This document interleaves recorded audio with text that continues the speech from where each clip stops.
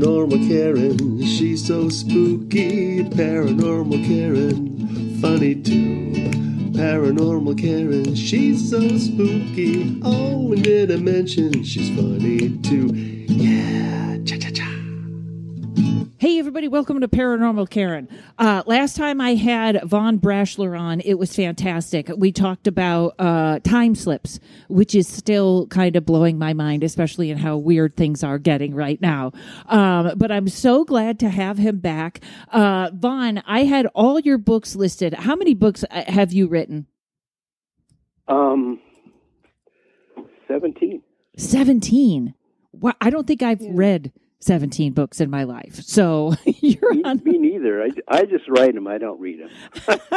It's funny because I'm writing jokes now about being dyslexic, so I don't read everything. But I definitely took a great look at the one that we are talking about today, which is called Mysterious Messages from Beyond. But before we jump into this, tell everybody, just give us a little refresher. How did you actually get into writing these kind of paranormal, weird, outside the lines books? Yeah. Well, I'm by profession a journalist. I worked in a news station as a news journalist early on. I worked in newspapers, magazines, and I didn't find that terribly rewarding. Mostly just hounding people, and I felt kind of bad always, being adversarial to everyone. I was that kind of journalist, yes. So, you were looking for the truth, unlike a lot of the journalists I see now, correct? I came through school during the Watergate era. I thought that's what we did. Everybody, we were all looking for the smoking gun. And deep throat. So that was what I did, and I think I made life difficult for some people who were very well intentioned. But then I also had, other than that, and early on as a child, experiences that led me to think that there's much more than there's on the surface. And while journalists think of the who, what, when, and why, I always think like how all this happens. How does it happen? So I'm always interested in that element and the unseen world. What's hidden from view. As a journalist, I would drive down roads and say, "This was my drill. How much can I remember next time I go through?" And I'd find more. So I find that our eyes and ears and our perceptive skills allow us to see only so much, but there's so much more. It's just not apparent on the surface, and so I decided that there was a hidden side to life, and indeed, some experiences that I had, like one day when I went out to get the newspaper, the morning paper that I thought was going to tell me what was going on in the world. Mm-hmm. It wasn't there. I reached down, and it wasn't there, and it was always there, and there was a book with the cover missing, and it turned out to be a book by a New Zealand minister named Jeffrey Hodson. The book was called A Call to the Heights, and the book talked about an inner self, the true self, he called it. This would be your deep consciousness, your conscious awareness. And he said this is our connection to all of universal consciousness, cosmic consciousness, divine consciousness attaching us to each other, and this consciousness has, beyond the five physical senses, a greater sense of awareness. And when you said you reached down and there was no paper, had somebody put that book where your paper was supposed to be? Apparently, all my life, and I'm not unique in this, Karen. All my life, I've had little hints along the way, a little help along the way. Mm-hmm. It's and I reached down and there's this book, but there's no cover. Well, a book with no cover just piques your interest. If there's a cover, you say, "Oh, I don't like the design," or "That's a stupid title," or "What a goofy name for an author," like Von Braschler. So you say, "Well, golly sakes, what the heck is in this book?" So you say the word again, hidden. So I open it up and it talks about the 7 rays as being influential in all of creation. There are 7 rays of creation that come down and initiate all of life, sustain and drive all of life, and connect us to everything. Collective consciousness. Sound. Yeah. Collective consciousness. Yeah.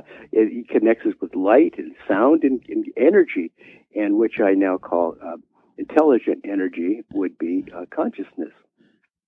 Wow. And this all comes from the 7 rays, and he was writing about this a long time ago, and this is really, let's say, for the sake of Jeffrey Hodgson, the minister from New Zealand, outside the pulpit. Wow. When you talk about like books and things and messages just coming through, I feel like, I don't know if we're more aware of it or if it's just happening more, but I feel like that is all the time now. Yeah. And when you begin to open your, I say, new eyes, because you're seeing with new awareness, and your new ears, and you're keenly, acutely aware now, as a self-realizing being that has tapped this inner self, conscious self, then you are going to see more things because you're alert to it. Yeah. And the clues are always there. Very often we refer to this as synchronicity. But it really borders on karma, because karma is always putting in front of you the right opportunities to grow. I love that. I kind of, I do automatic writing, and this morning, I guess I will go out. This is what I always say. I say the next thing that comes out of my mouth is going to assure everyone that I can't be president, because they will play it over and over and just be like, we can't have a woman this crazy be president. Not that I want to be president, but, today they were like, well, you'd be better than the last one. I'm sure, Karen. I think all of them. I feel, well, I guess in my little world, I don't know, it's probably more complicated, but I feel like they were saying, like, you trust us when everything is going right, but it's when everything is going not the way you want it, when you really should trust us, because that means we've taken you off the wrong path and sent you on the right one. And I thought that made sense. Okay, everybody, we're back. I paused it for a second because Vaughn has another phone line, and you're going to feel like I'm talking to a whole new person. So Vaughn, all right, I'm going to jump right out because I've already established you're one of our people. You're listening to messages. Also, I just want to say I always wanted to be. I always thought I wanted to be a journalist if I wasn't I'm like, what else would I do? It would either be marine biologist, which is too much school for me, or journalist, because exactly what you're describing, it's just curiosity. No one is curious anymore. Yeah, I was extremely curious all the time. It's like as a child, and I would want to know things. I remember like in 1st or 2nd grade, they would give us a list of vocabulary words, and I would want to know how these words are used. And I remember my 2nd grade teacher, who actually was the older sister of a fairly good, fairly famous U.S. senator. And she would say, she took me in at recess once. She said, why don't you put them in a story? And I said, in a story, Mm-hmm. So I guess I always wanted to do this. But I was more curious in what we're saying to each other and what it really means. So let's be honest. There's the denotative meaning, the connotative meaning. For so long, for many people, the denotative meaning, the general, main intention of the word is enough for us. We don't go beyond it. So I think what esoteric people do, mystics, we're interested in the underneath, what it's really getting at, what it's trying to create. So that's what I'm about. Mm-hmm. Absolutely. So I want to jump right in. So the title of your book is called Mysterious Messages from Beyond. And you have how many chapters here? It looks like there's a few. There is a lot, all talking on different ways that we get messages from the other side. So first, let's start with how you get messages from the other side. Have you heard any? Have you had voices or just feelings? Yeah, a lot. My first teacher, Louis Gittner, and I had messages from beyond before I met Louis Gittner, but he always reminded me that the 3 most important things that I should learn as an esoteric mystic student were He said, "You want to write it down?" I said, "No, Lewis, I'll remember." He said, "Okay." He said, "Listen." Then he said, "Listen." And then he said, "Listen." He said, "Listen, listen, listen. If you listen with new ears, you will hear. If you open new eyes, you will see with new eyes. But things are not as we think on the surface. The surface world we see are simply light reflected off objects, which bounce back to our eyes as light impressions, which we see upside down, and then we convert it in our heads like an old type camera, and then we try to make some sense of it. And it's like we're only seeing a reflection. So, like some people, like Helena Blavatsky, Madame Blavatsky, called this the shadow world. I think it's the perfect description. We're just living in a light of light and shadows. But that the light has great impact. It's just not shining. It's just not illuminating the room so we can see what's on the surface. It's much more than that. Yeah. Do you kind of believe in this matrix type world that behind it? I had a friend that had a very strange low blood pressure, I want to say experience. And she said she saw the matrix and it was all these green energetic balls that were connected. And as you thought, they lit up and stuff like that. Do you believe in something like that? Well, I do believe that we're going through a maze in our life, and that's what this world is basically. It's a maze, and it's like the rats in the lab test to see how well we can run the maze. And we keep running it over and over, hence the term reincarnation. So we keep running the maze over and over and over to see when we're going to get it, and when we're going to learn, that the choices we take, the paths we take, are important. I happen to think that the mythology of the hero's arc of the journey, everything from Odysseus to Dorothy in the Land of Oz, is a profound example, like a lot of mythology, of getting us to think on a very personal level of the journey each one of us takes in our life. It is a journey of a discovery. Moreover, it's a journey of self-discovery. Yeah. Yes. So now tell me, how did you do the research for this book? Did you call people? Did you know people? Were you on the internet? Yeah. So I had a lot of these are personal stories. Readers might find this a bit too much, but I know my own stories pretty well, so I tell them, and who else will? So and then I know people, and I hear of people, and I interview people. The old journalistic skills come in, so I interview people. And in some cases, they didn't want their real names used, and I get that because when you have these things and you talk about them and you draw the implications, we're suggesting it's a little bit too much for people who aren't ready for this, sadly. And so I've in some cases changed names.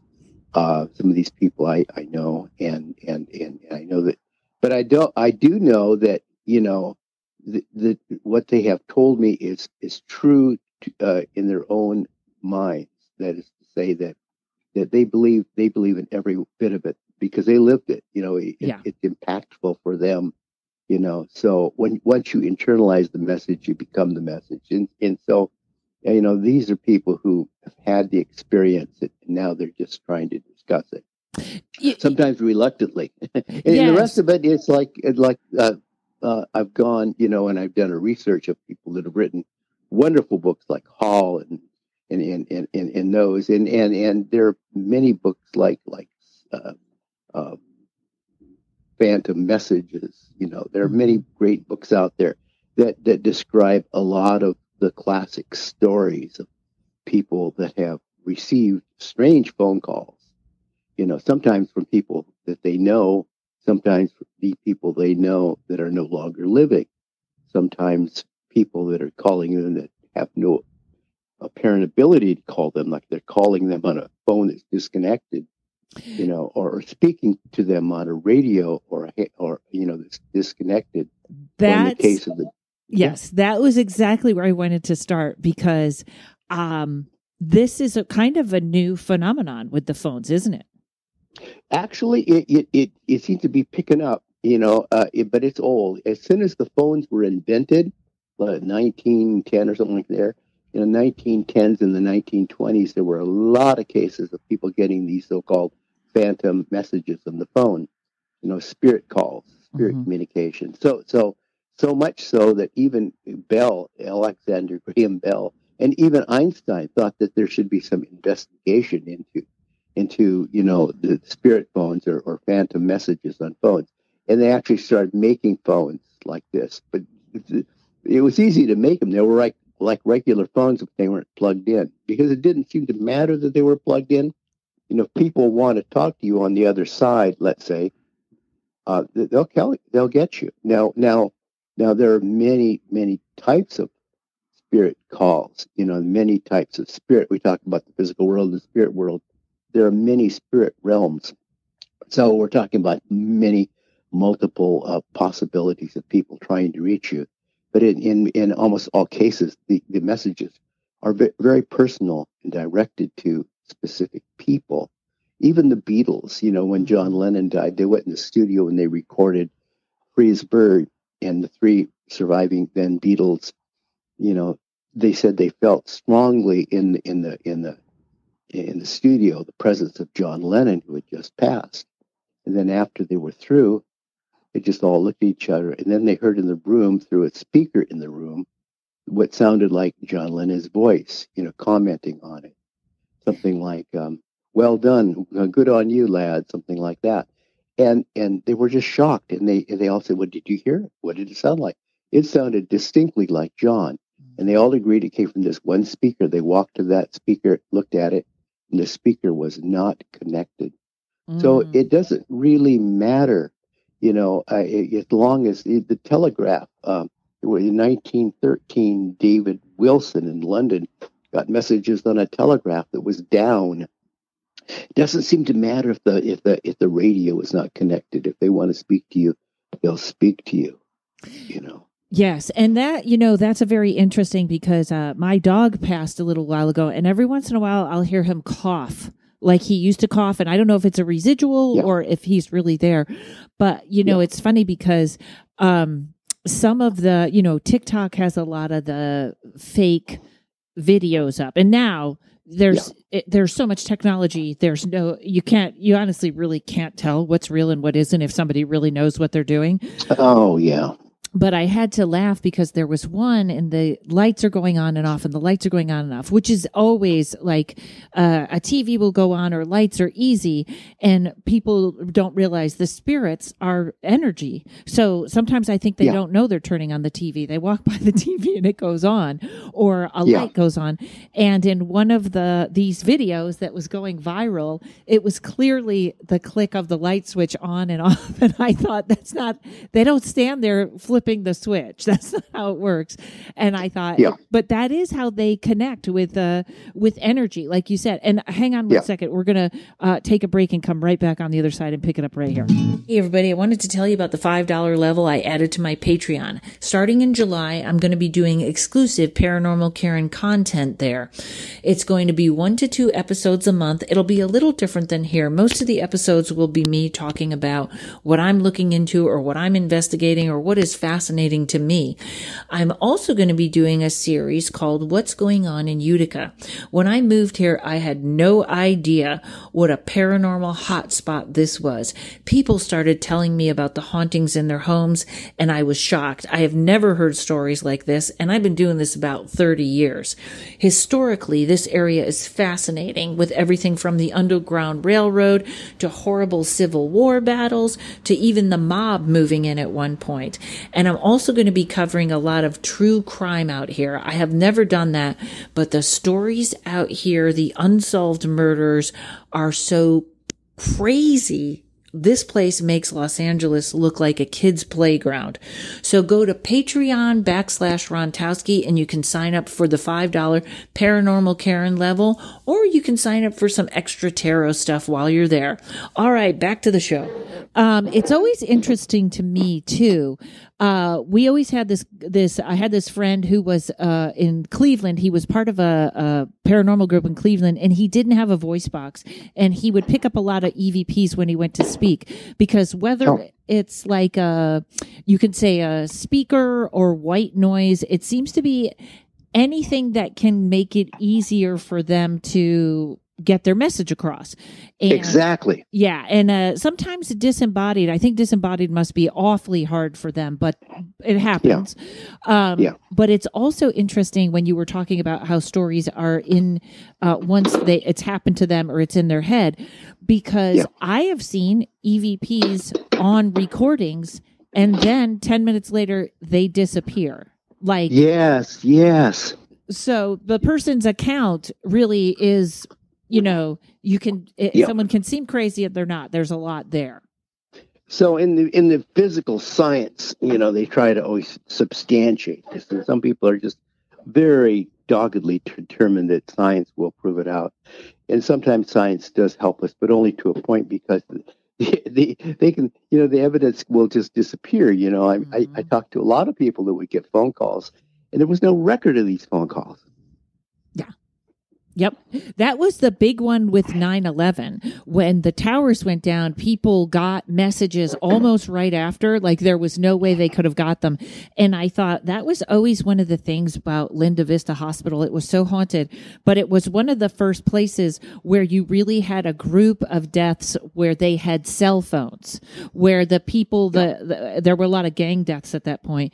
It was sort of in a gang area, and it was like they knew how to text and do that kind of stuff. I mean, I've seen some great manipulations of, all kinds of things to have words print out, or even, sometimes I wonder when my spell check, sometimes it really specifically goes off the wall. And I'm like, am I supposed to see that?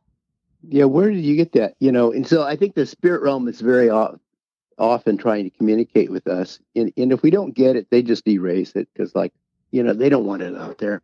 Yeah, now, I'm not saying there's a conspiracy, but it's just very pointed what they're trying to say. And if you not get it, they're not going to muddy the water. They'll just take it away. Yeah, I recently had one, and it's also, I also wonder I wonder which ones are supposed to and not supposed to be doing this. There's my good friend Christopher Balzano. He was doing EVPs once. They were doing EVPs in this house in Boston that was so haunted that it was just voice after voice after voice. And then another voice came in and said, "Shh, they're taping you," and it went silent. You're not supposed to do that. So it's funny. I do my morning papers and I kind of scribble them. So I do them on an iPad. And so if it doesn't have a title, the iPad makes up the title. And I just moved to an area where where they had the Underground Railroad. And I was thinking like something's wrong here. I was like, I have to investigate or ask questions or, historically look into. It's not as like, I think we all kind of paint like all these heroes. And I was like, I think something else went on here. And literally the next morning when I was doing my morning pages, the title gave this long word that started out with the first letters saying slavery. And I thought, okay, I'm on the right track. Yeah. So exactly. What would you say is one of the most interesting ways that someone has contacted you, or a story that from your book? Oh my gosh. Well, personally, I think it was the 3 phone calls I got when I was working at the Theosophical Society headquarters in Wheaton, Illinois.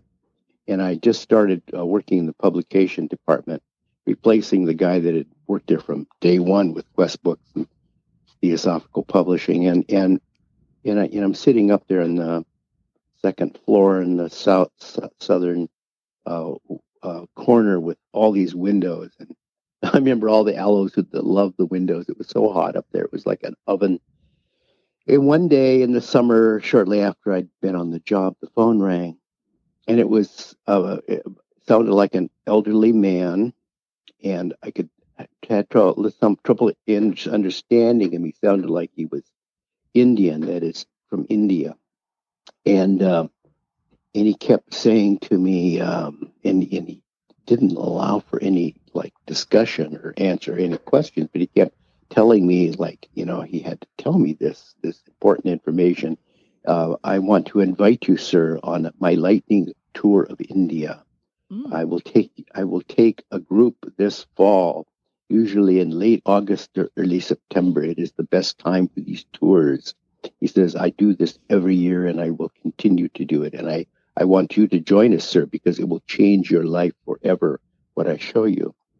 And, I said, oh, I can't do it. I can't do it. It's like, I'm just starting this job. There's so much we're doing, and it's like, you must, and he calls again. I said, sir, why are you calling for me? Why are you calling for me? I said, you must have met my predecessor, Pete. He'd been here forever, and you must have meant to talk to him, not me. And he says, sir, I want you to come, with me on my lightning tour of India. It will change your life forever. And so between, then began to get really suspicious that these were some kind of a hoax. So I went to the other building, the main building, and I first of all, I tried to eliminate who could have faked this voice. It's within their voice range. And then, and then I spared no one, the examination. Did you make some funny calls? Are you the man from India wants me to take me on a lightning tour of India? And then they looked at me like I was nuts, because there are tells when somebody's trying to con you, but no grins, no smirks, no tense face, right. nothing. They're just looking at me like you're bonkers. And so then I get another one, and he says, I want you to take you on my lightning tour of India. You must merely say yes, And I go on. I say the same things. Who are you, and why are you calling me? And I said, I'm very honored that you would call me, but I don't know why you call me. I don't know who you are, And finally, he says, sir, he said, if you could not come to me on my lightning tour of India, I can still impart to you one bit of information that will also change your life forever. He says, you must learn to meditate in the early morning light beside running water. And he gave me some description of this. Now, that was the third and final call I got from this man, but I did go out and I got my blanket and I lay it out in the back grounds there next to our pond, which did have a fountain. And I was sitting there, and I realized this is really profound. Now, he told me that meditating in the morning light, he said, the light is powerful. He said, you can move in the light, you can live in the light, and you can travel in the light. And this actually has profoundly impacted my whole idea about cosmic consciousness, time travel, everything, moving in the light. So the light is actually time. So it is the force that drives everything. So now I'm still left with the question of who he was, Yeah. and why he would contact me. So I get thinking, like, if he's famous, he's done these lightning tours of India. It's a long shot, but, maybe I can find the guy. And I said, underneath on the first floor is a very big bookstore called Quest Books. And I know the manager down there. And I went down and said, can you show me all the books on meditation that are the real deal? He said, what do you mean the real deal? I said, yogis from India, real meditation experts. She said, oh, well, they're down in that aisle. She knows where the real things are. So I go down there again in the corner, face out on one of these book easels is a book, and I pick it up. It's kind of like the book left where my newspaper should have been. And I flip it over. This is how I read books. And I flip it over and I read the back cover. It talks about this man who was famous for his lightning tours of India in the fall. Wow. And then at the back, he said, in the subject of this book, which was his life work, was teaching people to meditate in the early morning light beside running water. Wow. So did you buy the book? I thought since you got a direct line to the guy, you could just ask him to read it to you.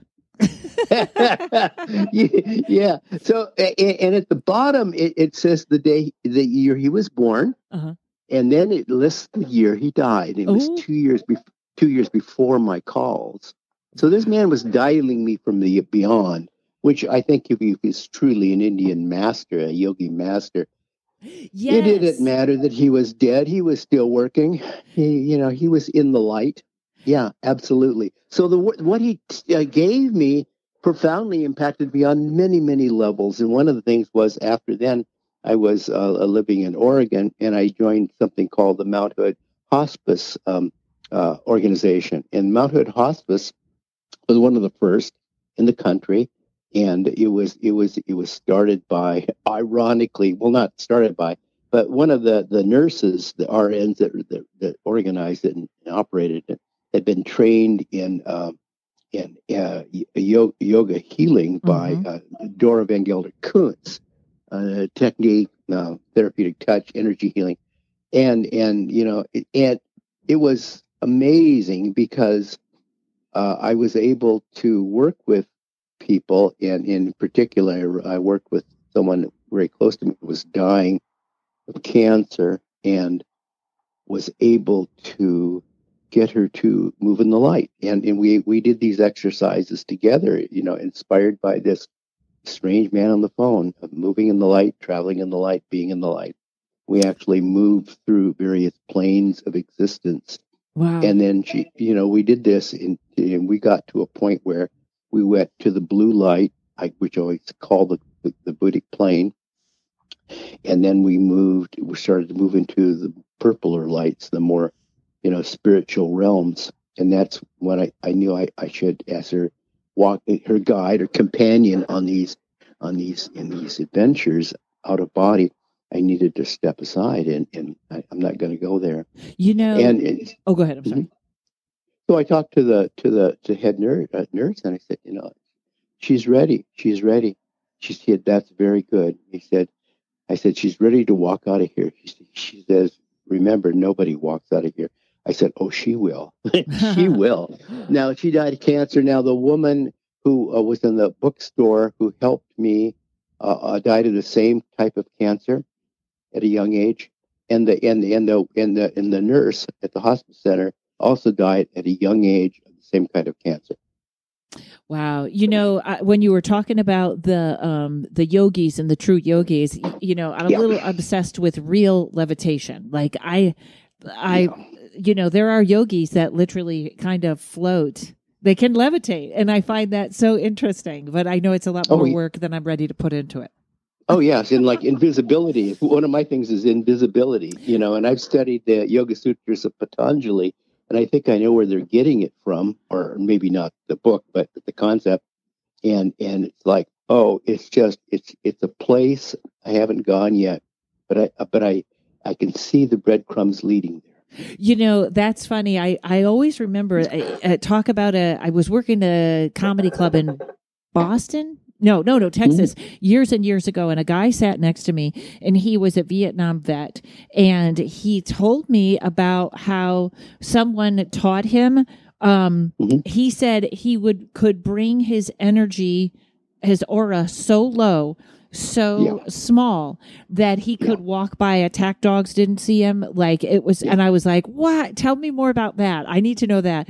But it's interesting because sometimes when I don't feel good about myself, I feel like I'm invisible. Like people bump into me, they almost hit me on my bike. Whereas like when I'm kind of really in a great mood, that never happens. But I always wonder if there's sort of a way that, have you ever had people where they just bump into you, don't even look back, like they didn't even know they saw you, but it's all at once. And I always wonder if like inadvertently I've made myself invisible.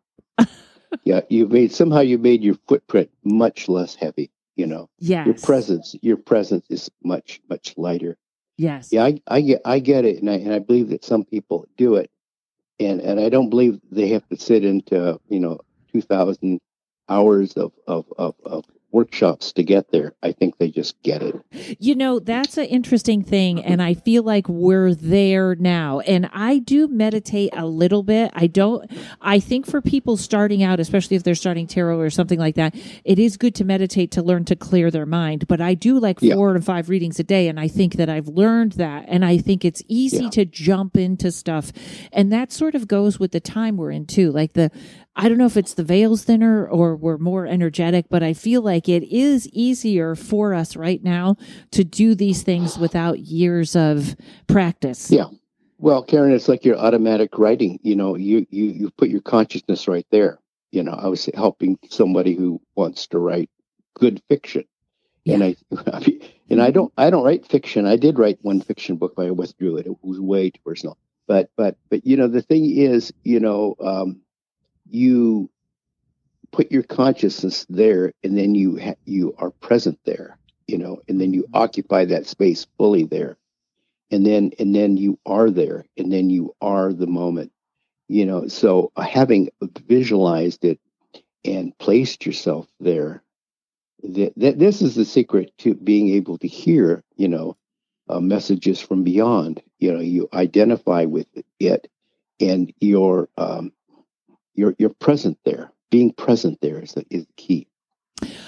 I love that, and it just sort of that really strikes me because this is a weird side off, but I'm getting back to where we are. There's this country has a big victim mentality.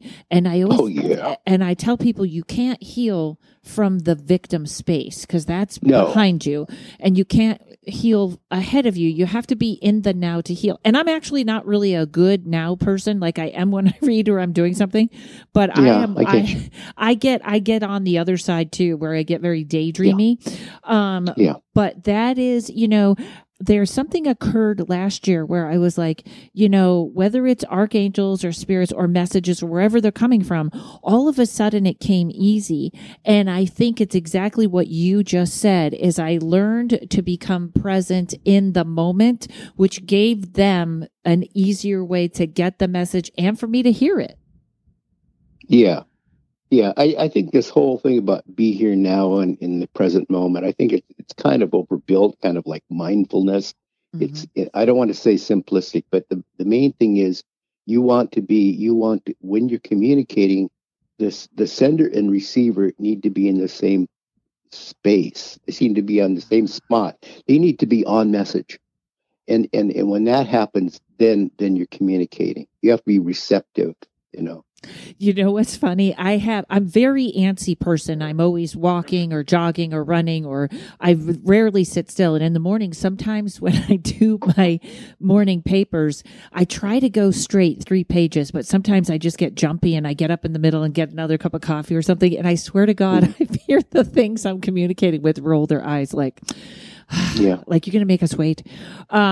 All right, this is fascinating. All right, I want to hear more about ghosts in the house. That you got to know. That's my favorite topic. So when we come back, let's hit that. All right, folks. Those creepy ghosts. Yes, yes. And there's so much going on with that right now. So hang on, folks. We'll be right back. This upcoming event is not affiliated with, however, is supported by Just a Read.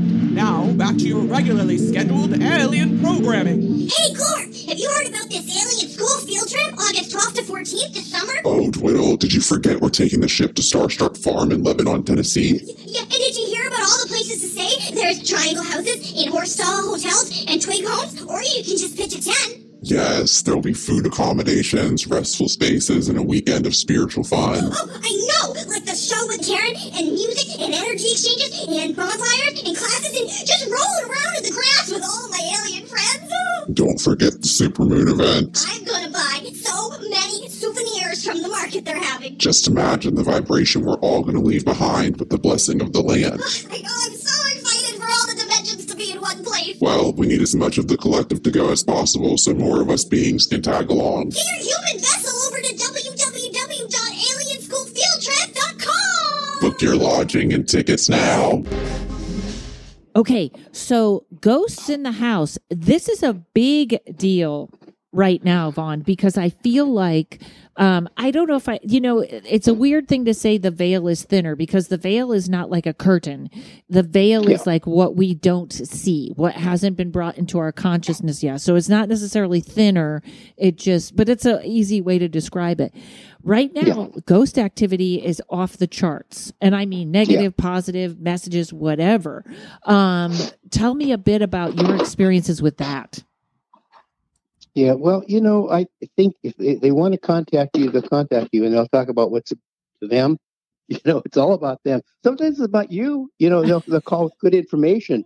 I tell the story of Dean Koontz, the author, and how he got a call from a woman that sounded like his mother, talking about how his father's going to attack him. Be ready. Be alert. And a couple of weeks later, his father, out of the blue, attacks him. He never saw it coming, and he ends up saying how odd this was because the woman that called him sounded like his mother who had died 3 years earlier, and he wrote this up in a little piece, and then later on he put it in a book called Mr. Murder, and it was also written up by a forensic psychologist in Psychology Today. So that all the time this happens. When I lived on Mount Hood in Oregon, I had a neighbor who came over one day and said, I've been trying to find my sister. We both are from Portland, and she came up to the mountain, and she was telling me about she met these people in the woods in a cabin, and then couldn't find her, and came up looking for her. I've been looking and looking, so I've been staying with this person down the road from you, and then I started getting calls, and it sounded like my sister crying, and saying goodbye, goodbye. Mm. And how could that be? Well, shortly after all these calls, a body was found in the lake, a badly decomposed body, and it was a young woman. And it's like, So they call, and I talked to a sister whose brother had died out of state. Now they never got along, but she started getting calls on her home phone when she was at work, and then she had the landline, and she would play the voicemail, and there'd be a recording. It sounded like her brother, but her brother had just died. But this was sounded like her brother, and speaking to her very intimately and with accusation, calling her names she hadn't heard since they were little, and just venting on her. So there was a series of like 3 calls. It seems like it's always like 3, right? Yeah, it was like 3 calls, and it's like she plays these messages, and she says, "Oh, I must be wrong." She doesn't want to admit this could be her brother, Right. and on many levels it bothers her. So she asked her husband, who was a journalist. He studied journalism and worked for the newspaper, and very good journalist. And I know these people, and they asked me not to use the real name. And he takes down notes. He gets out his computer, puts it in a Word document. And it's a good thing he did, because later on the messages disappeared. But not before they had played the recording, the voicemail, for her 2 adult daughters, who said, "Oh, that's our uncle." Mm-hmm. But that can't be. When did you get these calls? So it was just weird. So when suddenly the messages were deleted from their voicemail, and no one claimed, admitted doing it, the husband, the journalist, he contacted the phone provider, and they had no record of getting calls at that time. There was no, very often you'll get a call, but it won't identify the number.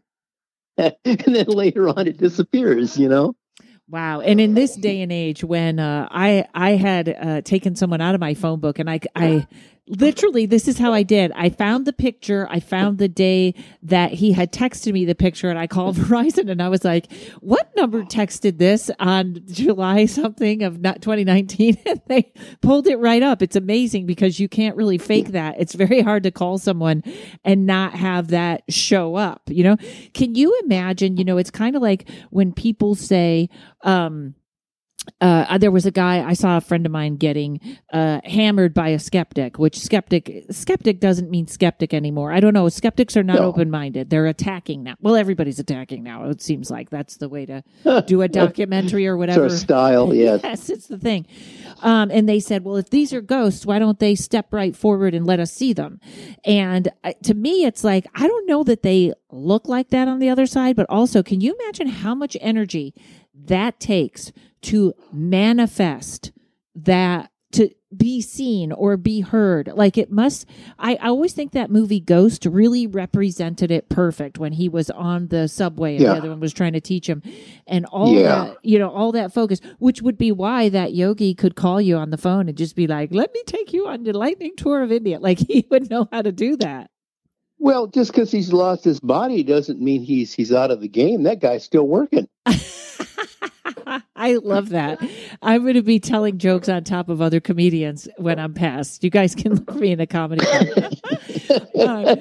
Now, here's one. There's a topic in your book about this, and this is where people can get. There's a chapter 16. The order leaves their mark in an attic. Now, when they leave physical marks. Yeah. It's always very interesting to me. I once investigated a place where someone, and this is not unusual, with something has written help on a mirror. And mirrors are kind of mirrors are so interesting. I wish somebody would just write a whole book on mirror magic, because it's... Amen. I agree with you. Mirror magic is big. Yes, and people don't see it coming. I just was talking to someone that moved into a place where there's mirror facing a mirror, and I know that's like, don't do that. So, but it seems like it's easier, and also it has to be a silver backed mirror. I keep learning more and more about this stuff. So a fake mirror might not be as bad, but it's, to come in and your mirror steams up and there's a message there is pretty disturbing. But you said somebody left a message there in the attic. Yeah, it was an old Victorian house built in 1900 in St. Paul, Minnesota, and I remember on the third floor, it was 2.5 stories. So on the top story was mostly attic space, and we decided, because people thought, oh, they would make a good bedroom up there. So I took the space that we had been using in the attic for storage, carpeted it, painted it, mudded it. And, but then as I'm getting close to it being ready for someone to occupy as a bedroom, I realized that the top of the chimney on the first floor extended through that room into the sky above, and so it was in the wall, right? It wasn't like in the wall. Okay. It was in the wall. You had these red brick extension of the tall 3-story fireplace. So in the brick was the message, the order, in all capital letters, the order, ORDER. And I thought, well, that's cute. I said, whoever put that here? I said, why didn't I see that before? And so I thought it was like written with like a pen or some black pen. And so I tried to erase it with, a sponge and water and soap. And it, I got it all wet and everything. I said, I think that takes care of that. The next day I come back and it says the order the same way. Wow. And so I start to kind of like scrape it, with a brush, I'll get it out, and so come back and it's next day it's the order the same way. And so then I start chiseling it out, right? Because I realize that it's more than just on the surface with a pen. It must be embedded in it. And now you got to win. At this point, you have to win this battle. I got to win. I'm fighting. So I think, well, this is too cute. I said, I'm going to eliminate the obvious of a trickster in the house, one of the people in the house. Because I lived in the house with other people, roommates type situation, big house. And so I put a lock on the door, because eventually it's going to be a bedroom and they want to lock on the door anyway. So I put the lock in, and I kept the only key in my pocket. And the next day I come back and it says the order, exactly the same. And I'm thinking, like, this is weird. And so I said, you know what? I said, something's at work here, and it's not, so obvious. I said, this is mystical. So I'm thinking, like, where can it be? So I walked to the, the area that we blocked off, goes into the deep recesses of the crawl space.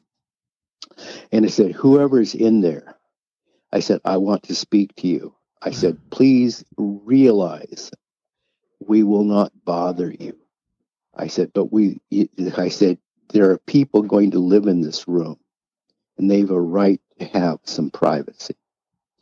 And I said, you have our assurance we will not bother you, but you cannot bother them. I said, you must now live in this crawl space and not come out in this outer room. We will not go in the crawl space, and you cannot come in this outer room. Those are the conditions. You have my word. I came back the next day, and the words weren't there, and we never had a problem. Now, I would always tell people, I said, you can put things on this side of the crawl space, but you can't go where it's sealed. I said, that's deep. I said, you don't want to go into that sealed part of the crawl space. Wow. Now, I have since sold the place and not disclosed that it was in that sense odd, but I hope that it's still working okay. What do you think the order was? That makes me very nervous. I don't know if that sounds like a Masonic group but it doesn't sound like one. It sounds like there's a few. I don't know. It could have been people who had lived there and then they formed a group called the Order. I don't know what the Order is. There are various groups throughout esoteric history called the Order, but I don't know that they were affiliated with that. And this is I'm going to do a little promo for my, everybody on my podcast knows I kind of had to move to Utica, New York, and I wasn't thrilled with it, but there is a paranormal history here that is unbelievable. So on my Patreon, if anyone wants to join, it's only $5. I'm doing a whole series on what's going on in Utica. And one of I talked about the Underground Railroad. There was a story from one of my sister's neighbors, and they had a cubbyhole or a place like that. This is where I first got this idea that something's not right with our whatever we were told about the Underground Railroad. The whole story's not there. And they had one of the crawl spaces, or one of the, I guess it's where they would keep the people when they were hiding them. And one day the door popped open, and the woman in the room heard a disembodied voice say, "Don't look if you don't want to know." Exactly. And she just closed it, and that was that.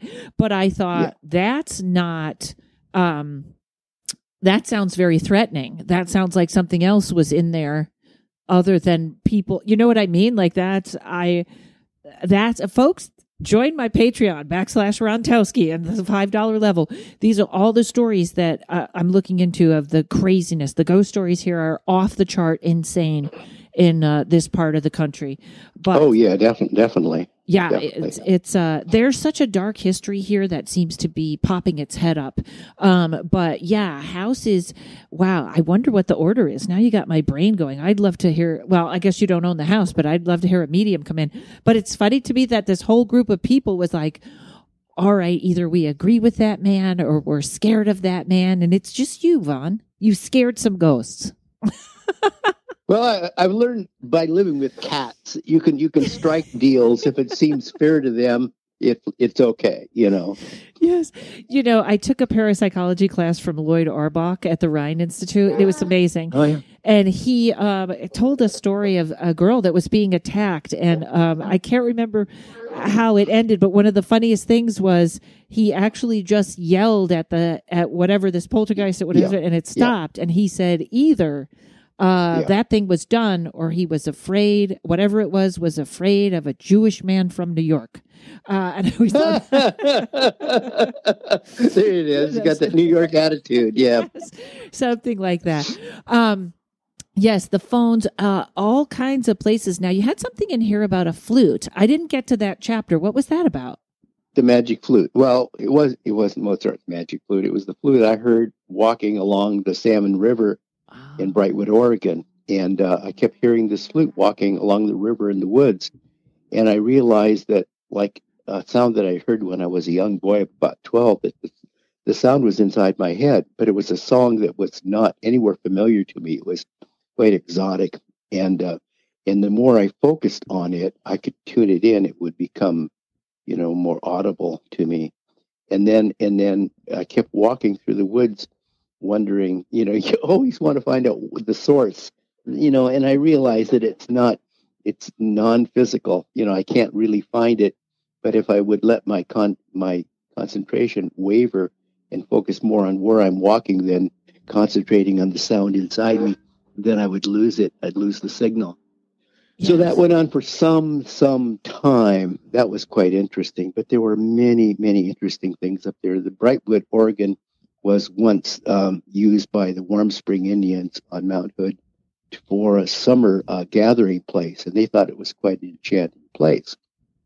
And they would come and spend their summers there. And I met many people that claimed they talked to the trees and nature spirits, and they would see pioneers on the road, the old Barlow Trail, at night, the images of people belong beside their Conestoga wagons. They would in ragged clothes, fall down and rest beside the wagon, and they disappear in front of their very eyes. And once walking through the woods, I saw a very tall Native American that I thought, well, it might be a Warm Spring Indian, and it popped in. Mm-hmm. And he's wearing ceremonial clothes, and he's really decked out, paint and feathers.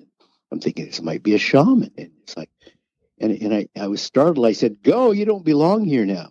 And he disappeared. And it's like, and he was startled because he seemed to notice me too. He had enough awareness, and I think that a lot of times that what we think are like ghosts, that refuse to leave, that we might, if you think of the recurring pattern, the ritualistic pattern of what they do and say, very often seems to be possibly an indication that we're witnessing a moment in time that is to say that their point on the timeline and our point on the timeline has converged, and we're now witnessing something.